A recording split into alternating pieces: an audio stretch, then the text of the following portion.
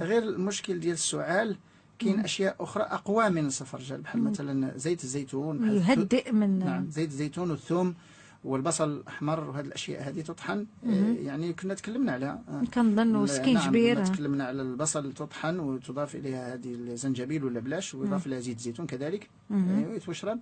هذه تحد من السعال والكحه، هذه كنسميوها، وبخصوص في فصل البرد، لان الناس هذو اللي كيكحبوا في فصل البرد كيولي عندهم مشكل كبير، لان هذوك هذه الرئه ملي كيوصلها هذيك يعني الهواء بارد كيكون عنده واحد المشكل داخل، لان التمدد ديال الرئه هي هذيك الكحبه منين جايه، هذيك التمدد كيوقع بواحد السرعه، هذوك كيرجعوا كونتراكسيون، وكتوقع هذيك هذا الكحه. هذا هو المشكل مزعجه. هذا الصفرجل وخضار اخرى وفواكه اخرى، لان ما يمكنش الانسان يعيش على الصفرجل وحده، هو خصو يدخل في النظام الغذائي. الصفرجل الا دخل في النظام النباتي، الا الناس بغاو يغسلوا الجسم ديالهم، خصوص دابا بفصل الصيف مشى وكانوا كالوا اللحوم وكالوا دسيم والعراس والسفر وما الى ذلك، ما كانوش في ديورهم، كان واحد الستريس، يعني واحد الحاله النفسيه شويه تعبه. فالان ممكن الناس يحبسوا دسيم حيواني، لحوم واجبان وهذه، ثم ياخذوا شربة الخضر، خضر مطحونه حتى وتكون كاع طيبه، وياخذوا عصير فواكه مع الماء بحال الصفرجل الان. علاش؟ لان كاين غير الرمان والصفرجل دابا، كاين الرمان والصفرجل. الا الناس كثروا من هاد الاثنين، من الرمان والصفرجل، في هذا لمده اسبوع اسبوعين وثلاثه يستافدوا منه. من بعد غادي يدخل البرتقال في شهر اكتوبر ان شاء الله، كيدخل بالمغرب، هو البلد اللي فيه البرتقال دائما، ولكن كيدخل يعني نوع المندرين كيدخل في اكتوبر. من بعد غادي يبداو الناس ياكلوا الليمون والمسائل وعاد الاشياء اللي غادا تسخن، يعني غادي يكون فصل البرد، ولكن الان يستافدوا الناس باش يغسلوا الجسم ديالهم من هذا العصير ديال الصفرجل يشربوه، كيغسل الجسم. وكي حتى العلاجات كيساعد، يعني الناس اللي كيتلقاو علاجات، بحال الناس اللي كيعملوا شيميوثيرابي، بحال الناس اللي كيعملوا هذه العلاجات الثقيله، ولا حتى الناس اللي عندهم ربو وكياخذوا كورتيكويدات ولا اشياء هكذا. هذا العصير ديال الصفرجل هو كيدخل في الديتوكس، كيدخل في الكلينز وكيغسل الجسم جيد. ملي كيتغسل الجسم، هذيك الادويه ولا هذيك العلاجات كتعطي المفعول ديالها يعني اكثر. فكيف يعقل ان بعض الاشخاص كيتابعوا علاجات ثقيله، والاطباء كيشقاو في هذه العلاجات، كيتمحنوا الاطباء في هذه العلاجات، لا في العمليه ولا في الشيموثيرابي فعلا. وان الطبيب مكره في هذه الحالات، هو لا يحب هذه الاشياء، ولكن هذا علاج ما عندوش عليه فين، يعني لازم يمشي. فلا يعقل شخص يعمل شيموثيرابي هذه ويكون مازال ياكل اشياء سامه، هذه لا يعقل منطقيا. على الاقل باش العلاج ديالك يمشي، تطبخ في دارك، تطبخ في الطين وفي النحاس ولا في لينوكس، تطبخ بزيت الزيتون، تاخذ خضر، تاكل خضر طازجه، فواكه طازجه، وتاكل نظام نباتي، يكون عندك نظام نباتي، وتزيد عليه شويه سمك. لما لا؟ لان السمك توا فيه الاوميغا 3 كيقوي تا هو شويه، كيزيد في العلاج جيد، في كالسيوم. على الاقل الناس يحبسوا الاكل ديال الشوارع ويحبسوا المواد الصناعيه ملي يكون عندهم واحد العلاج ثقيل مثلا هذه. ولذلك كنشوفوا على زائد خص تكون واحد المعنويات النفسيه عاليه. هذا الاخوان، نعم اكيد الاخوان الاطباء غادي يلاحظوا بعد واحد القضيه، ان الحالات اللي تعالجت مثلا بالشيميو ولا اللي الشيميو عطات المفعول ديالها هي حالات كتجي من الباديه، ولا الحالات اللي كتاكل في ديورها، اللي كاين العيالات اللي مثلا النساء اللي كيطبخوا في ديورهم، اللي كيطبخوا طبخ جيد، العلاج الكيماوي كيعطي نتيجه. الناس اللي كياكلوا مواد صناعيه واللي كياكلوا برا واللي الحاله النفسيه ديالهم مضطربه، اللي كيلاحظوا على ان الشيميوثيرابي هادشي اللي عطى الله، هادشي اللي كاين، ما عنده ما يديروا الاطباء، ما عنده ما يديروا، الشيميوثيرابي راه كاينه صافي، ما عنده ما يدير.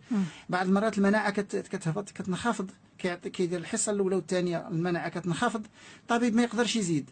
فالمريض هو اللي خصو يساعد الطبيب يزيد في العلاج. الا بقات المناعه مرتفعه غادي الجسم يتحمل واحد الحصص مزيانه حتى تذوب هذيك مثلا هذاك الورم السرطاني ولا شيء.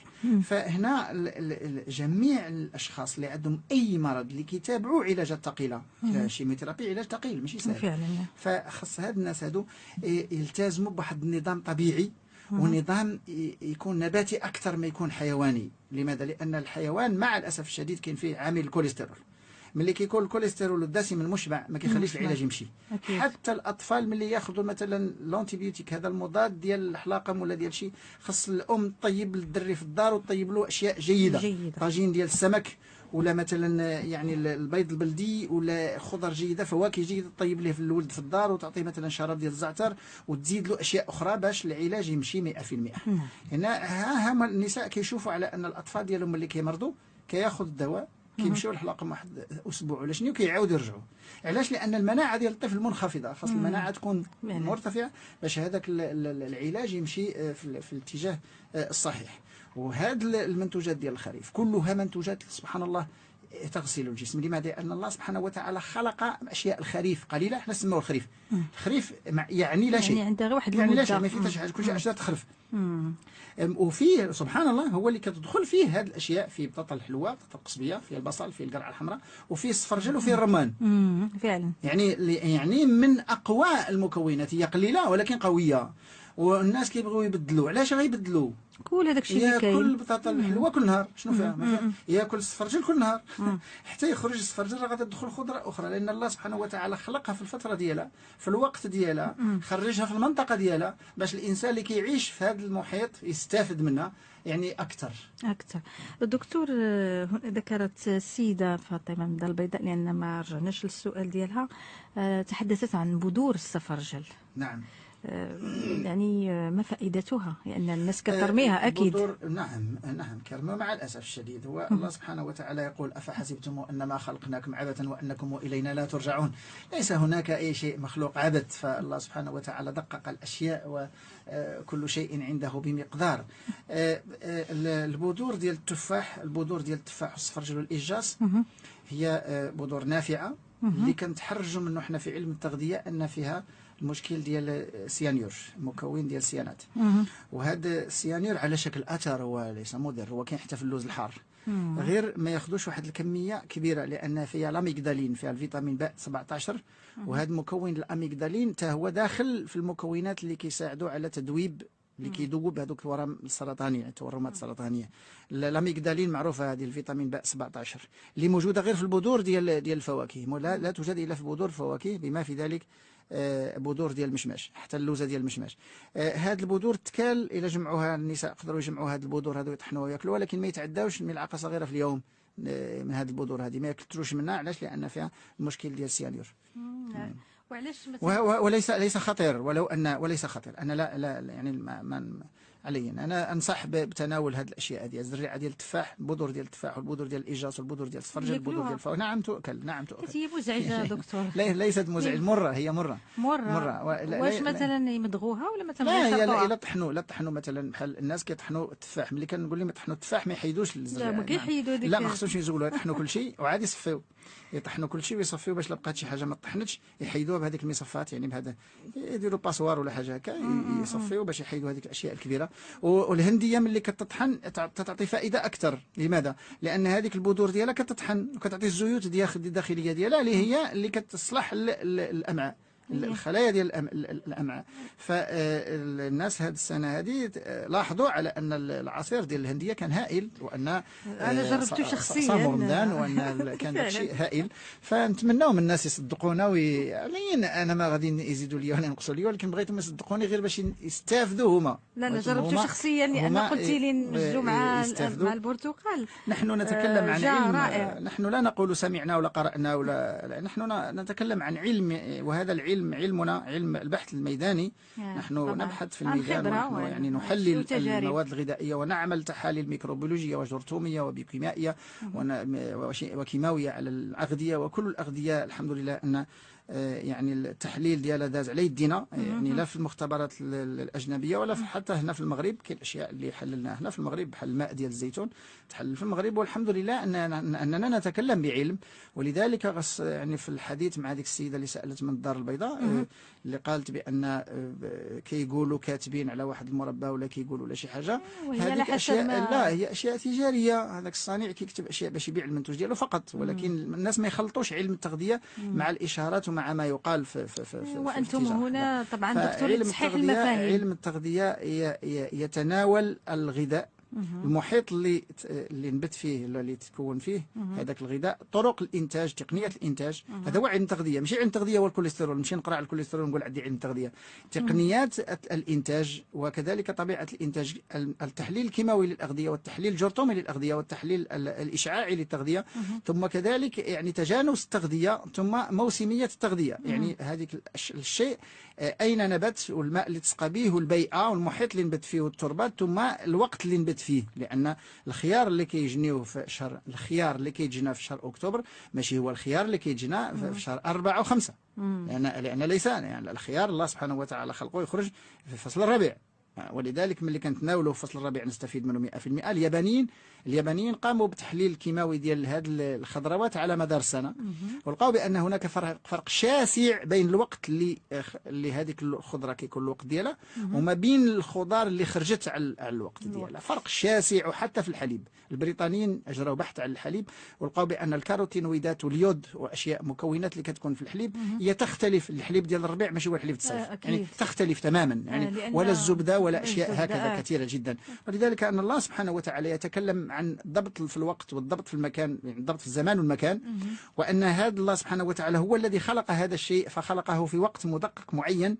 الا بغوا الناس يستفدوا منه خصهم ياخذوه في ذاك الوقت اللي كيخرج فيه. يعني لا احد تكلم عن فصليه ولا موسميه المواد الغذائيه قبل مني، لا احد.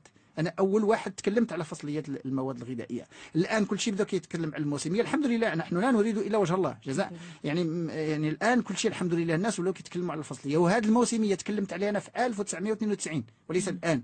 ومع ذلك الناس هذه يعني كيف ما كان الحال، فكما قلت ان الغرب خلع العالم بالاعلام القوي ديالو، ولا ملي كيقول شي حاجه كنصدقوه 100%.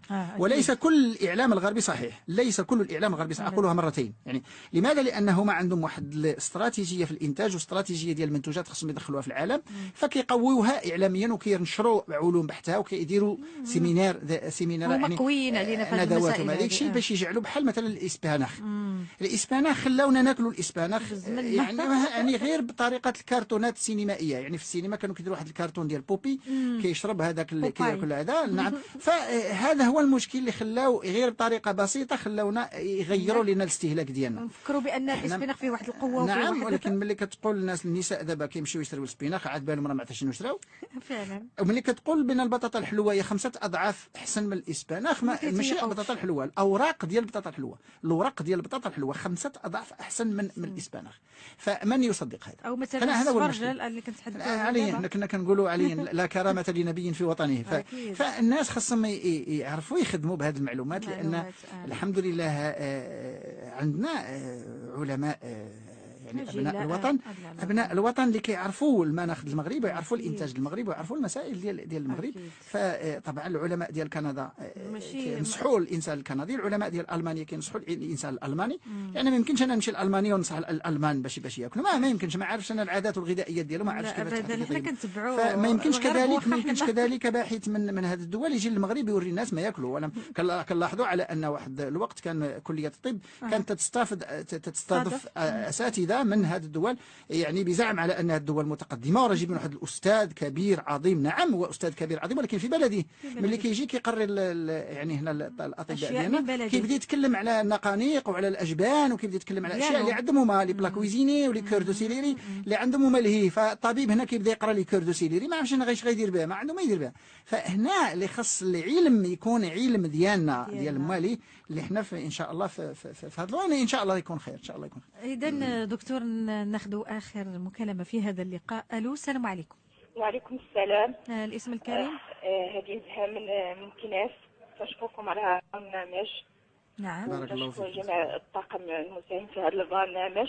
لكن كنت نسول على قضيه السفرجل بالنسبه للناس اللي مرضى بالامعاء، واش هو سهل الهضم؟ هذا من جهه، ومن جهه الثانيه تنعرفوا انه مكون زايد من المواد صحيه. يعني واش فاش نعسلوه او تنطيبوه واش تيفقد ديك المواد ولا تيبقى على نفس المواد؟ نعم. نعم جزاك الله خيرا. شكرا لك. جزاك الله خيرا. لا السفرجل المعسل لا ينفع. إذا ستعود لما قلته في بداية البرنامج. السفرجل المعسل لا يعطي النتيجة مثل السفرجل الطبيعي الطازج اللي كيطحن مع الماء. فحتى المذاق ديال الناس تبدل، ما تلاوش الناس يقدروا على الخبز الحامض، ما تلاوش الناس يقدروا على الحموضه ديال السفرجل، ما تلاوش الناس يقدروا على الخضره بحال لفت البيض بحال لفت الصفر بحال لفت المحفوره، ما تلاوش الناس يقدروا على هذه المنتوجات هذه، ولكن كيقدروا على بطاطس مشويه فريت، وكيقدروا على اشياء هكا، على البيتزا وعلى اشياء هكا. علاش؟ لان المذاق ديال الناس تبدل تغير. فهذا ما شاء الله الانسان كان من قبل كان كيقبل هذا المذاق القوي في الطبيعه، وكل الاشياء اللي عندها مذاق قوي اللي ما كيقبلوش الناس هي كلها اشياء صحيه واشياء نافعه، منها السفرجل. من الناس ما يقدروش على المذاق ديال السفرجل، ما يقدروش على المذاق ديال البطاطا القصبيه. يعني ها المشكل. البطاطا القصبيه ممكن يطحنوها الناس مع الماء وتشرب خضره، غادي نتكلموا عليها ان شاء الله في هذه الحلقه، ولكن شكون اللي غادي يقدر ياكل هذه الاشياء هذه؟ فهذه السيده هذه من الاحسن السفرجل كما قلتي ما يخضروا به كخضره عاديه، اما يطيبوه في الماء ويطحنوه كشوربه، يتطحن في الماء ديالو كشوربه غادي يضيعوا الانزيمات ماشي مشكل، والا يتطحن مع الماء طازج هكذا خضر طازج ويتشرب. من الاحسن الناس اللي عندهم اعراض واللي باغيين ياخذوا النفع ديال السفرجل، اللي عندهم مشكل في المعده واللي عندهم مشكل في القرجوطه ديالو، يعني في الحلقوم ولا في الاسوفاج، في هذه يعني في ياخذوا على الريق كما جا في الحديث ديال الرسول عليه الصلاه والسلام، ولا عنده ارنيه طال، ولا اللي عندهم مثلا ديك المعده مفدوعه ديالهم عندهم يعني تقيؤات ولا اشياء. من الاحسن كما قال الرسول صلى الله عليه وسلم اما ياكل سفرجله في الصباح، اما يطحن سفرجله مع الماء يشربها، ولا جوج طحن سفرجله جوج. المغرب الحمد لله عندنا سفرجل والوقت ديالو، وعندنا ما شاء الله عندنا انواع ديال السفرجل جيده احسن من الانواع اللي كاينه في فلسطين واللي كاينه في الاردن وفي سوريا. يعني الانواع ديال السفرجل المغرب ما شاء الله ما كاينش نوع واحد. لا تقريبا عندنا 3 انواع، ولكن هي يعني نفس الفصيله، يعني السفرجل. والشجره ديال السفرجل ما كتطلب والو، ممكن الناس يغرسوها في يعني في اللي عنده حدا الدار ديالو ولا حاجه، ممكن الناس كلهم يغرسوا السفرجل. والمناطق اللي كينبت فيها السفرجل كلها، كل شيء المناطق المغرب ينبت فيها السفرجل ما عندناش مشكل. ولكن ما شاء الله انا هو المشكل اللي تلقاو فيه بعض الاحيان دكتور كاين داك الدود لداخل. بالعكس هو ملي كيكون الدود عاد جيد، نعم، لا في التفاح ولا في السفرجل ولا في اي شيء، حتى في المشماش. ملي كيكون الدود يعني على ان هذيك الماده حيويه، ان ما فيهاش مبيدات اللي قضاو على هذيك الدوده هذيك. ولا حتى الفلاحه حتى المنتجين ما يخافوش على السفرجل لانه ما كيتصابش بحال الاشجار الاخرى. يعني السيترون كنعرفوا احنا هذا الحامض، السيترون والسفرجل الشجره ديالو قويه جدا تقاوم، ما محتاجاش الادويه اكثر منها الرمان والهنديه. كاين بعض الفلاحه بداو تيعالجوا الرمان، لان الرمان الا بدا تيتعالج غادي تصاب بامراض. بعض المناطق بعض النواحي بحال فني ملال ولا شي بداو شويه كيقلبوا على علاجات للرمان، والفلاح ديما كيقلب على العلاجات، ما عرفتش علاش كيقلبوا على العلاجات ديال الاشجار، ما عرفتش علاش هاد الفلاحه كيقلبوا على العلاجات، لا اله الا الله. فهذه الاشجار الا خلاوها قاومت بنفسها هذه الامراض الجرثوميه اللي منها بعض الفطريات ولا بعض الاشياء، كتعطي مردوديه واحد العام، ربما تعطي مردوديه ناقصه، ولكن العام الثاني غادا تكتسب حتى هي مناعه. حتى النبات خلق الله سبحانه وتعالى عنده مناعه وغادي يعطي منتوج اكبر. بحال ملي كان الجراد ملي كان كيجي المغرب، ماشي غير المغرب كاع دول العالم كيجي لها جراد. هذاك الجراد كان عنده واحد الدور ايكولوجي، واحد الدور بيئي هائل. مع الاسف الشديد اننا درنا واحد الحرب العالميه الثالثه على هذا الجراد، وهو من الاصل ديالو عليا. علاش؟ لان ما يقدرش الفلاح يسمح في المنتوج ديالو لمده سنه. هذاك الجراد شنو كان كيعمل من قبل؟ ملي ما كانوش المبيدات ديالو، والمبيدات ديالو دابا راه باقا في التربه، لان المبيدات ديال الجراد كتبقى 50 عام في التربه وما تمشيش لانها ماشي سهله. فهاد المبيدات ديال الجراد ما كانش معروفه من قبل. كان الجراد كيجي يمر على الاخضر واليابس، كان كيلقح الشجر في هذا البروبيوتيك يعني الجراد عنده واحد الدور. نعم، كان كيلقح الشجره بيولوجيا، كيعطيها واحد المناعه يعني ضد الامراض الاخرى. كان كيلقح الشجر ملي كياكل ديك الورق وداك الثمار، كيلقح الشجره كتعاود تخرج فروع جديده واشياء جديده قويه. كان كيلقح الشجر، وكان كيسمد الارض، كيدير سماد في الارض.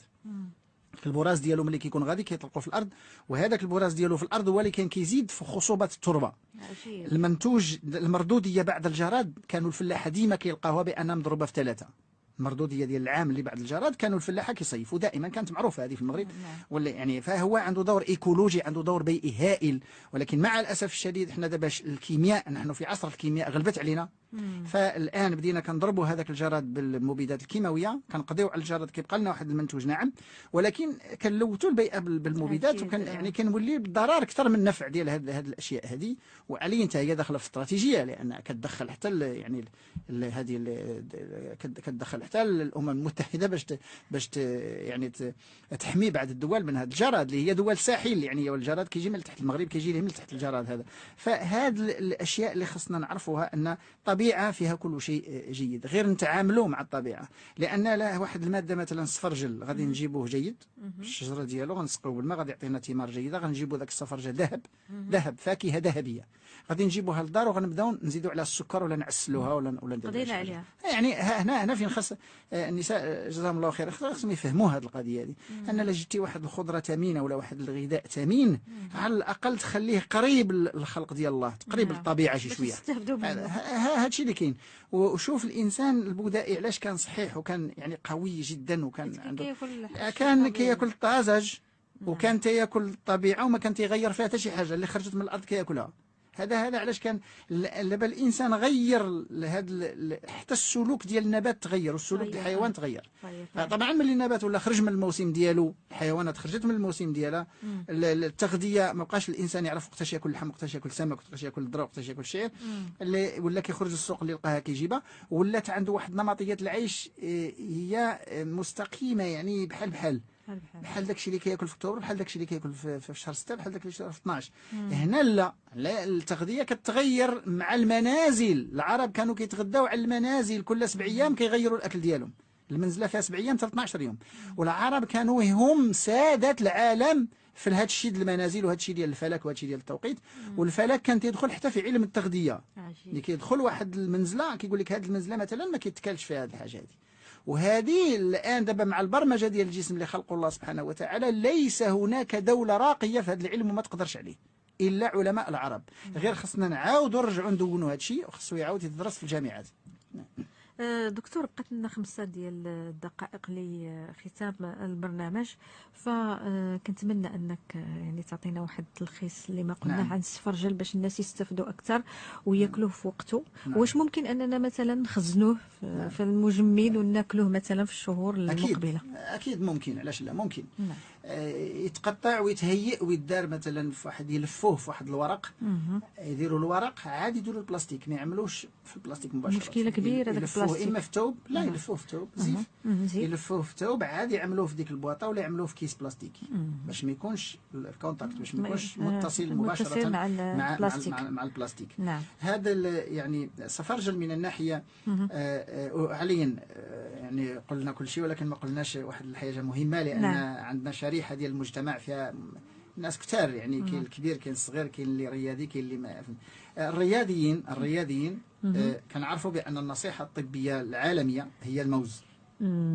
هي الموز هو عكس ان الرياضيين خص لا الناس ديال التنس ولا ديال الفوتبول ولا ديال كره القدم، او مثلا الرياضات الاخرى كالكاراتيه وكالجودو. انا شريب العصير ديال السفرجل بعد الرياضه، ممارسه الرياضه، هو كيرجع للجسم الاملاح المعدنيه اسرع من الموز.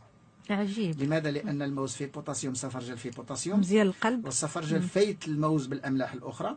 اذا كيكون واحد فيتامين بي مع فيتامين سي مع البيكتات، وفيه 4% بروتين. يعني وعلاش دكتور قاطعك نخلطوا السفرجل مع الموز؟ لا ما يمكنش. سفرجل مع ماء معدني ويعطيوه للرياضي ابدا.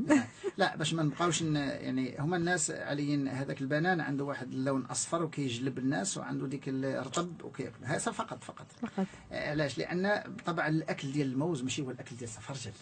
ما يقدر ماشي بحال الموز ساهل ورطب مزيان دغيا ياكل، والمذاق ديالو جيد وعنده واحد النكهه في اما سفرجل ما يقدرش. ولو كان هاد يعني الرياضيين الفرقه ديال فرقه الكره ولا مثلا دوك الرياضات الفرديه بحال كما قلتي الكاراتيه ولا حاجه اللي دار مارسيو، ولا بحال مثلا الناس اللي كيديروا تنس ولا اي رياضه، ولا حتى الفروسيه ولا حتى الدراجه، بحال هذوك الناس اللي كيديروا الدراجه، لان الدراجه هي الرياضه اللي كتكون طويله. الدراجه ملي كيكونوا مثلا شي مسابقه شي كيكونوا 4 سوايع و6 سوايع، كتكون طويله ماشي بحال يعني هي اطول الرياضيات هي الدراجه. يعني حتى الفروسيه ما طويلاش، الفروسيه عندها 15 دقيقه، بعض المرات كتمشي حتى ل 20 دقيقه، ولكن الدراجه كيمشي الملاح حتى 4 سوايع 6 سوايع. يعني عنده واحد من بعد ما يريح ويرتاح يشرب عصير الصفرجل جميع الرياضات. نعم. لماذا؟ لان هي فيها شويه د لازوت بروتينات وفيها بوتاسيوم مرتفع مع الاملاح المعدنيه خصوصا مونغانيز مغنيسيوم اللي كيعطي تونس ديال الميسكل ديال العضلات. ثم فيها فيتامين سي وكنعرفوا بان فيتامين سي بالنسبه للرياضيين هي جيده علاش فيتامين سي كيعطي تونس. هذا الملخص اللي غنقول هو ان كل الاملاح المعدنيه كاينين في الصفرجل. فيه مكونات بحال البيكتات. مكون البيكتات كيتجمع مع الحمضيات العضويه اللي كيجمع هذاك الميسكل هذيك النسيج ديال الجهاز الهضمي من الفم حتى المستقيم. ثم انه كيغسل هذا الجهاز الهضمي وكيضمد الجهاز الهضمي خصوص النزيف كيقي من النزيف الدموي الداخلي اللي كيكون في الجسم. ثم الناس اللي عندهم مثلا مشكل من الكونستيباسيون يعني من امساك حتى الحريق في المعده ولا اللي كيرجع الماكله خصوص الناس اللي كيرجعوا الماكله اقولها مرتين اللي كنسموها بالفرنسيه يعني عندهم ارنيه طال.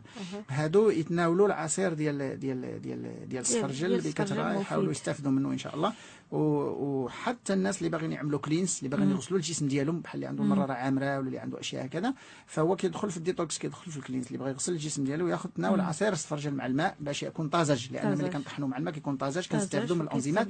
واللي عنده حموضه شويه ناقصه في المعده يتناول هذا الصفرجل اثناء الاكل مع الاكل ماشي يعني مع الاكل باش يسهل الهضم ديالو باش يزيد لان هو فيه مكونات غذائيه وفي كيلعب الدور ديال مغذي ومسهل للهضم في نفس الوقت. يعني عنده هذه المزيه.